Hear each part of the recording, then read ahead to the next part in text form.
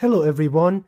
There is a verse in the Quran that if you truly understand it, you understand what is happening to those who claim they follow the Quran and they follow Prophet Muhammad. It's a very important verse, verse number 179 of chapter 3. This is one of those verses that you have to read it, you have to pause, and you have to think and meditate on it.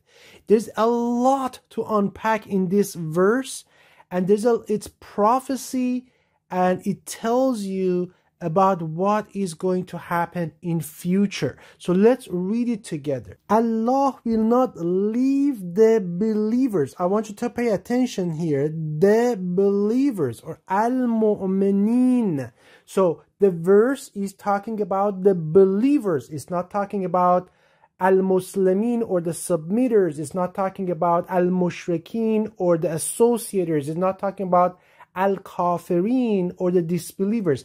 It's talking about who you have to pay attention to here. It's talking about al-mu'minin, or the believers. So it says Allah will not leave the believers in the state in which you are now. So it's talking about the believers around Prophet Muhammad, all of them, that community of the believers at the time of the Prophet Muhammad. It's telling them, it's giving them the news that I'm not going to leave you in your current state that you are at right now.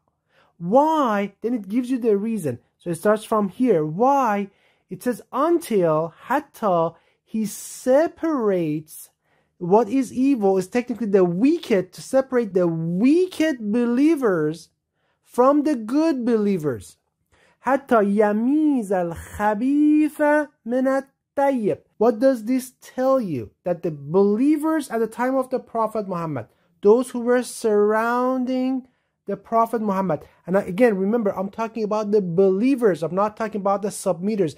These were actually considered the true believers at the time of Prophet Muhammad. Allah is telling us that they are actually two groups within that one single group. Allah is telling us that some of those believers are actually wicked.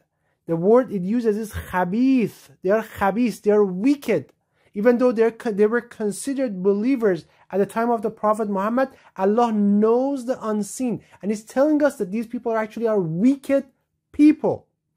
But then there are also some very good ones among them. At-tayyib. So Allah is giving us the news that He's going to bring about events that will separate the wicked from the good ones. So the believers, or al-mu'minun, at the time of the Prophet, remember the verse is talking about al-mu'minun. The verse tells us that they will be tested after the Prophet. Why? What is the goal of this test? Is to separate them into two groups. Group number one would be the good believers. These are the tayyibs. These were the good believers. And group number two would be the wicked, or khabith. So how did this happen? This happened through the civil wars after the Prophet. There were several civil wars after the Prophet that happened.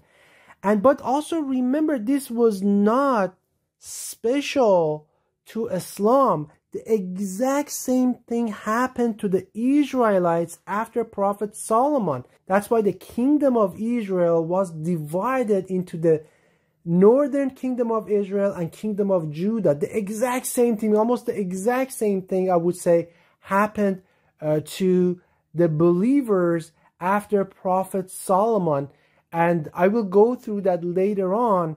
But if you understand this part of the verse, you understand so well that after Prophet Muhammad, the community of the true believers would be divided into two groups. There will be civil wars. There will be two groups, the wicked ones and the tayyib, or the good ones, khabith versus tayyib. And obviously you know what happened. The wicked ones took over and persecuted the good ones, And that's when you had the Umayyad Caliphate, and after that Abbasid, and it literally stayed that way. Let's go back to the verse. وَمَا كَانَ اللَّهُ لِيُطْلِعَكُمْ عَلَى الْغَيْبِ. And Allah will not disclose to you, will not reveal to you the unseen, ghaib. وَلَكِنَّ اللَّهَ يَجْتَبِي مِنْ رُسُلِهِ مَنْ يَشَاءُ. But He chooses of His messenger, min rusulihi, of His messengers, whoever He wants, whom He pleases, whoever He wants, man yasha. So He will choose a messenger at some point that will inform you of the unseen.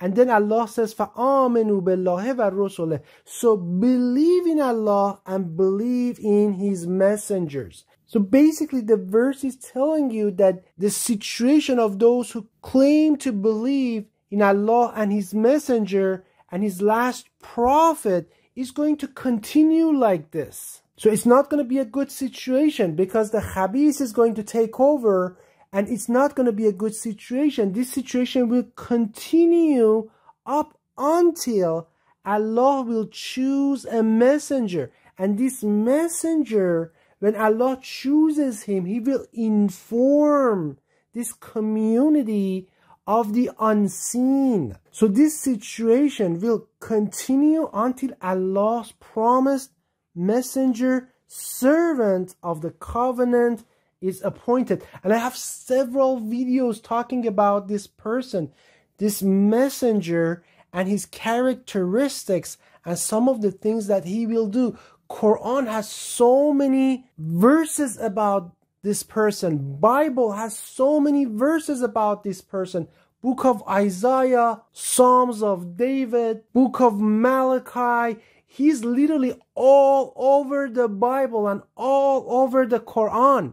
He's the promised messenger, servant of the covenant. Allah will not the believers in the state in which you are now, until He separates those who are wicked from those who are good in that group of believers.